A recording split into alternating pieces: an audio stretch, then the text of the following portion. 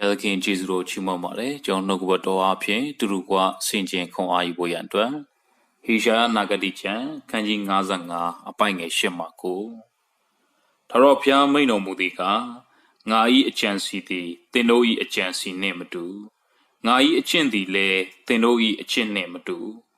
မိုးကောင်းကင်သည်မြေကြီးထက်သာ၍မြင့်တဲ့ကဲ့သို့ငါ၏အကျင့်သည်သင်တို့၏အကျင့်ထက်၎င်းငါ၏အကြံစီသည်သင်တို့၏အကြံစီထက်၎င်းသာ၍မြင့်၏ကျွန်ဒီနှုတ်ကပတ်တော်မှာဘုရားသခင်ကပြောလဲဆိုရင်ငါရဲ့အကြံစီကတဲ့မင်းတို့ရဲ့အကြံစီနဲ့မတူပါဘူးငါရဲ့အကျင့်ကလည်းမင်းတို့အကျင့်နဲ့မတူမိုးကောင်းကင်ကမြေကြီးထက်သာ၍မြင့်တဲ့ကဲ့သို့တဲ့ငါရဲ့အကျင့်ကမင်းတို့အကျင့်ထက်မြင့်တယ်ငါရဲ့အကြံစီကလည်းမင်းတို့ရဲ့အကြံစီထက်သာ၍မြင့်တယ်လို့ဖော်ပြပါတယ်ဒီနှုတ်ကပတ်တော်ရဲ့အဓိကဖော်ပြခြင်းတဲ့အကြောင်းရင်းကဘုရားသခင်အကြံစီကကျွန်တော်ရဲ့အကြံစီထက်သာ၍ကောင်းမွန်တယ်ဆိုတဲ့အကြောင်းကိုဖော်ပြပါတယ်။ဒီကနေ့မှာကျွန်တော်ကကိုယ့်ရဲ့အကြံစီထဲမှာကိုယ့်ရဲ့အစီအစဉ်ထဲမှာပဲအသက်ရှင်တတ်ပါတယ်။တကယ်တော့လောကမှာအသက်ရှင်ရတဲ့အခိုက်အတန့်မှာဘုရားသခင်ရဲ့အစီအစဉ်ထဲမှာအသက်ရှင်တတ်ဖို့ဖြစ်ပါတယ်။ဘာကြောင့်လဲဆိုရင်တော့ဘုရားသခင်အကြံစီရှိတယ်။ကျွန်တော်တို့ရဲ့အသက်တာကိုဘုရားသခင်အကြံစီရှိလို့ဒီလောကထဲမှာထားထားခြင်းဖြစ်ပါတယ်။ဒါကြောင့်မို့ကျွန်တော်တို့ကလောကမှာနေတဲ့အခိုက်အတန့်မှာကိုယ့်ရဲ့အကြံစီကိုယ့်ရဲ့အစီအစဉ်ထဲမှာကိုလှုပ်ချင်တဲ့သဘောနဲ့အသက်မရှင်ပဲနဲ့ဘုရားသခင်ရဲ့အစီအစဉ်ထဲမှာအသက်ရှင်မယ်ဘုရားရဲ့အကြံစီကိုဝန်ခံမယ်ဆိုရင်တော့ကျွန်တော်အသက်တာကလှပနေမှာဖြစ်ပါတယ်နေ့ရက်တိုင်းကလှပစွာနဲ့သင်ကဖြတ်သန်းနိုင်မှာဖြစ်ပါတယ်ဘုရားသခင်အကြံစီထဲမှာမရှိရင်တော့ကျွန်တော်ရဲ့ဘဝသက်တာကယုံကန်တွန်းထိုးပြီးတော့ဘဝကြီးကခက်ခဲပင်ပန်းနေမှာဖြစ်ပါတယ်ဝင်လေးနေမှာဖြစ်ပါတယ်ဘုရားသခင်အကြံစီထဲကိုရောက်သွားရင်တော့ဘုရားသခင်တဘိုးကထမ်းလွယ်တယ်ဘုရားသခင်ရဲ့ဝင်ကပေါ့ပါတယ်ဒါကြောင့်မို့ဘုရားသခင်အကြံစီထဲမှာအသက်ရှင်တတ်ဖို့အင်မတန်ရေးကြီးတယ်တခါတည်းမှာကျွန်တော်တို့ရဲ့အကြံစီနဲ့ဘုရားသခင်အကြံစီကမတူနိုင်ပါဘူးအန်ခိုင်းမဖြစ်နိုင်ပါဘူးကိုဖြစ်ချင်တာကတစ်မျိုးဘုရားသခင်စီစဉ်တာကတစ်မျိုးဖြစ်တတ်ပါတယ်တို့ရတွင်ဘုရားသခင်ကကျွန်တော်တို့ရဲ့အကြောင်းကိုကျွန်တော်တို့သိတာထက်သူကပိုပြီးတော့သိပါတယ်သင်ကသင်ရဲ့အကြောင်းကိုသင်သိတာထက်သင်ကြံစီနိုင်တာထက်ဘုရားသခင်ကသင်ရဲ့အကြောင်းကိုပိုသိပြီးတော့သူ့ရဲ့အကြံစီကတာ၍ကောင်းမှာပါတယ်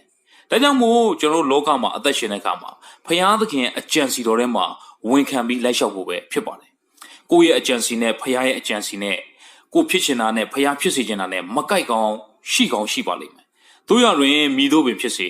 ဘုရားသခင်အကြံစီကိုပဲသင်ဝန်ခံလိုက်ပါဘုရားသခင်အကြံစီထဲမှာပဲသင်အသက်ရှင်လိုက်ပါအဲ့ဒီဘုရားသခင်အကြံစီထဲမှာပဲအသက်ရှင်ခဲ့မယ်ဆိုရင်တော့သင်ရဲ့နေ့ရက်တိုင်းကလှပပြီးတော့သင်ရဲ့အနာဂတ်ကလည်းလှပနေမှာဖြစ်ပါတယ်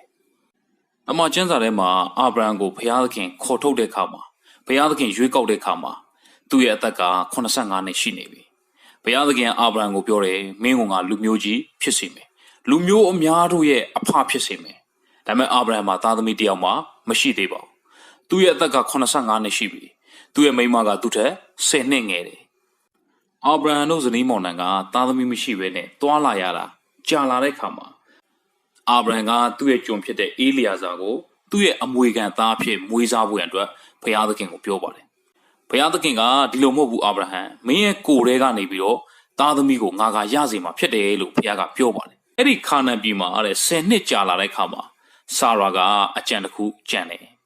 ဘုရားသခင်ကသာသားသမီးရမယ်ပြောတာအခုတည်းမရသေးဘူးဒါကြောင့်မို့သူကသူ့ရဲ့ကျွန်မဟာဂရနဲ့အာဗြဟံကိုအိပ်ဖို့ရအတွက်အကြံပေးခဲ့ပါတယ်ဘုရားသခင်ရဲ့အကြံစီထဲမှာစောင့်ဆိုင်ပြီးသွားရမယ်ဆာရာရဲ့အကြံစီကိုအာဗြဟံကလိုက်ရောပြီးတော့လှုပ်ဆောင်လိုက်တဲ့အခါမှာဣရှမေလဆိုတဲ့ဘုရားဂတိတော်နဲ့မညီတဲ့သားတစ်ယောက်မွေးလာခဲ့တယ်။အဲ့ဒီချိန်မှာဘုရားသခင်ကမနှစ်ပြုတ်ပါဘူး။ဘုရားသခင်ပြင်ဆင်ပေးတဲ့အချိန်ကိုမရောက်သေးဘူး။ဒါကလူအကြံစီနဲ့ရတဲ့ခလေးဖြစ်ပါတယ်။အဲ့ဒီဣရှမေလကိုမွေးတဲ့အခါမှာအာဗြဟံရဲ့အသက်က86နှစ်ရှိပြီ။ဘုရားသခင်ကအသက်69နှစ်ကြာမှအာဗြဟံကိုတစ်ခေါက်စကားပြန်ပြောပြီးတော့သားဣဇက်ကိုရမယ်လို့ဖော်ပြပါတယ်။ကြားထဲမှာ73နှစ်လောက်အာဗြဟံနဲ့ဘုရားနဲ့အဆက်ပြတ်သွားတယ်။ဘုရားသခင်ကအာဗြဟံအတွက်အကောင်းဆုံးကိုပြင်ဆင်ထားတော်ညာလေလူအကြံစီနဲ့လုပ်လိုက်တဲ့အခါမှာအားလုံးကမောက်ကမဖြစ်သွားတယ်။ဘုရားသခင်ပြင်ဆင်တဲ့ຢာကနည်းနည်းကျသွားတယ်။ဘုရားသခင်ကသူ့ရဲ့အကြံစီတိုင်းပဲအာဗြဟံကိုအသက်100မှာသားဣဇက်ကိုပေးခဲ့တယ်။အာဗြဟံရဲ့အသက်တာထဲမှာနောက်ပိုင်းမှာသူသဘောပေါက်သွားတယ်။သူ့ရဲ့အကြံစီနဲ့ဘုရားသခင်ရဲ့အကြံစီနဲ့မတူညီတဲ့ဟာတွေရှိခဲ့ပါတယ်။တို့ရတွင်ဘုရားသခင်အလိုတော်ကိုဝန်ခံပြီးတော့လိုက်လျှောက်ဖို့ရန်အတွက်အာဗြဟံကဆုံးဖြတ်လိုက်တယ် နောက်ဆုံးအသက်တရာမှာပေးတဲ့သားဣဇက်ကိုပြန်ပူဇော်ဖို့ဘုရားသခင်တောင်းဆိုတဲ့အချိန်တော်မှာအာဗြဟံကသူ့ရဲ့သားဣဇက်ကိုပူဇော်ဖို့အတွက်လှုံ့ဆော်ခဲ့ပါတယ်။ဘုရားလူတော်ကိုဝန်ခံပြီးတော့ဘုရားရဲ့အစီအစဉ်ထဲမှာပဲအာဗြဟံကလိုက်လျှောက်အသက်ရှင်သွားခဲ့တယ်ဆိုတဲ့အကြောင်းကိုတမန်ကျမ်းစာမှာတွေ့ရပါတယ်။ကျွန်တော်ဣသရေလလူမျိုးတွေအေဂုတုပြည်ကနေပြီးတော့ခါနန်ပြည်ကိုပို့ဆောင်တဲ့လမ်းကိုကြည့်တဲ့အခါမှာလေဘုရားသခင်ကဖိလိတိပြည်လျှောက်တဲ့လမ်းကဖြောင့်ပါတယ်။ဒါပေမဲ့အဲ့ဒီလမ်းနဲ့တဲ့ဘုရားသခင်ကမပို့ဘူးတဲ့။ဘာကြောင့်လဲဆိုရင်တဲ့အဲ့ဒီလမ်းမှာဖိလိတိလူတွေကစစ်အတက်ကျွမ်းကျင်တဲ့အခါမှာဣသရေလလူမျိုးတွေကစစ်မှုတွေကိုမြင်တဲ့အခါမှာကြောက်လန့်ပြီးတော့စိတ်ပြတ်ပြီးတော့သူတို့အေဂုတုပြည်ကိုပြန်ကောင်းပြန်မယ်လို့ဘုရားသခင်သိတဲ့အခါမှာတဲ့ဘုရားသခင်ကသူတို့ကိုအေဒုံပင်လယ်နာတောလမ်းဖြင့်ပို့ဆောင်တယ်လို့တမန်ကျမ်းစာမှာဖော်ပြပါတယ်။ဣသရေလလူမျိုးတွေလည်းစဉ်းစားမှာပဲဘုရားသခင်ကခါနန်ပြည်ကိုပို့တဲ့လမ်းမှာဒီဖြောင်းတဲ့လမ်းဖိလိတိပြည်သွားတဲ့လမ်းကိုမရွေးဘဲနဲ့ဘာလို့ဒီခက်ခဲတောလမ်းနေပို့ဆောင်တာလဲ။ဣသရေလလူမျိုးတွေဘုရားသခင်အကြံစီကိုနားမလည်တော့ညာလဲဘုရားသခင်အကြံစီကပိုကောင်းနေတယ်ဆိုတဲ့အကြောင်းကိုတမန်ကျမ်းစာမှာတွေ့ရပါတယ်။အဲ့ဒီဖိလိတိပြည်သွားတဲ့လမ်းကခါနန်ပြည်ကိုအနီးဆုံးနဲ့ရောက်တော့ညာလဲစစ်မှုတွေရှိတယ်။အဲ့ဒီမှာတိုက်ပွဲတွေအများကြီးရင်ဆိုင်ရမယ်။အဲ့ဒီလိုတိုက်ပွဲတွေရင်ဆိုင်တဲ့အခါမှာဣသရေလလူမျိုးတွေကအလွယ်တကူစိတ်ပြတ်ပြီးတော့ခဏတော်တွင်းမှာပဲအေဂုတုပြည်ကိုပြန်လှည့်မယ်ဆိုတာကိုဘုရားသိတဲ့အခါမှာအေဒုံပင်လယ်နာတောလမ်းနဲ့ဘုရားသခင်ကခါနန်ပြည်ကိုပို့ဆောင်တယ်ဆိုတဲ့အကြောင်းကိုတွေ့ရပါတယ်။ဒါကြောင့်ဘုရားသခင်ပို့တဲ့လမ်းဘုရားသခင်ပြတဲ့လမ်းက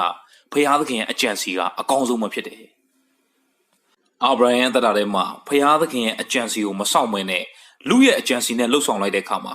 ဘုရားသခင်ပြင်ဆင်မဲ့ဣဇက်ကိုရဖို့ရန်အတွက်အချိန်ပိုပြီးတော့စောင့်လိုက်ရတယ်။ဒါကြောင့်မို့ကျွန်တော်အသက်တာထဲမှာလည်းဘုရားသခင်ရဲ့အကြံစီနဲ့မသွားဘဲနဲ့ကိုယ့်ရဲ့အကြံစီထဲမှာပဲလှုပ်ဆောင်မယ်ဆိုရင်ကျွန်တော်ရဲ့အသက်တာထဲမှာဘုရားသခင်ကောင်းကြီးမင်္ဂလာနဲ့လွှဲချုံမှာဖြစ်ပါတယ်။ဘုရားရဲ့ကောင်းကြီးကိုရဖို့ရန်အတွက်ကျွန်တော်ကပို့ပြီးတော့အချိန်ကြာသွားမှာဖြစ်ပါတယ်။ဒါကြောင့်ဘုရားသခင်အစီအစဉ်ကိုနားမလည်တော့ညာလေဘုရားသခင်အကြံစီကကျွန်တော်ရဲ့အကြံစီနဲ့မတူတော့ညာလေမတိုက်ဆိုင်တော့ညာလေဘုရားသခင်အကြံစီထဲမှာပဲသင်ကဝန်ခံပြီးတော့အသက်ရှင်လိုက်ပါဘုရားသခင်ကကျွန်တော်တို့သိတာထက်ပိုသိတဲ့ဘုရားရှင်ဖြစ်တယ်။ဒါကြောင့်မို့ဘဝအတ္တတာကိုဘုရားသခင်ရဲ့စီမံတဲ့အတိုင်းဘုရားသခင်ရဲ့အစီအစဉ်ထဲမှာဘုရားသခင်ရဲ့အကြံစီတော်ထဲမှာလိုက်လျှောက်တတ်တော်သူများဖြစ်စေဖို့ဝေငှပါတယ်။အားလုံးပေါ်မှာဘုရားရှင်ကောင်းကြီးပေးပါစေ။